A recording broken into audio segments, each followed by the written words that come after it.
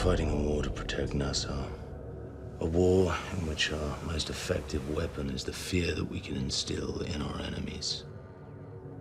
The strong among us must stand together and face it. What we're doing here, sitting on Spain's gold on England's island, demands a response. Charles was introduced so dark.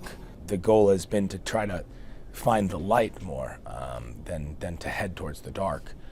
Whereas I think, Flint was introduced, I think, a little less dark, and so he's kind of descending into darkness. What was his name? The one they were most afraid of, Edward Teach. Well, we're meeting Blackbeard in season 3.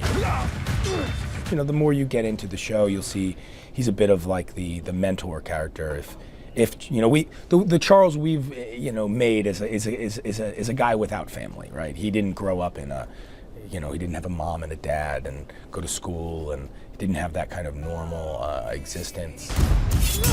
So Blackbeard, Edward Teach, is representative of kind of the authority figure in his life when he was younger, and the person who taught him how to be a pirate, and maybe we allude to it, maybe even set him free a bit from the bonds of slavery, or the yoke, so to speak.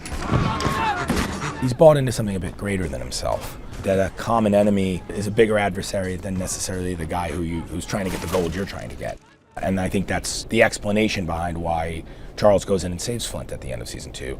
And so season 3 for Charles, and I think for a lot of the pirates, it's about, well, if there is this greater idea, there's this great threat of England coming to destroy our world, then do we have a vision of our own, and are we willing to fight for what we believe in and what we think is the right way to move forward?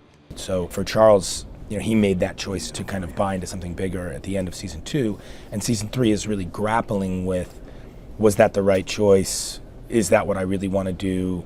Or do I just want to, go out on the sea and hunt? You know who I am. What you cannot know is where I come from, what I once was. If you knew that, I imagine you would have made different choices today.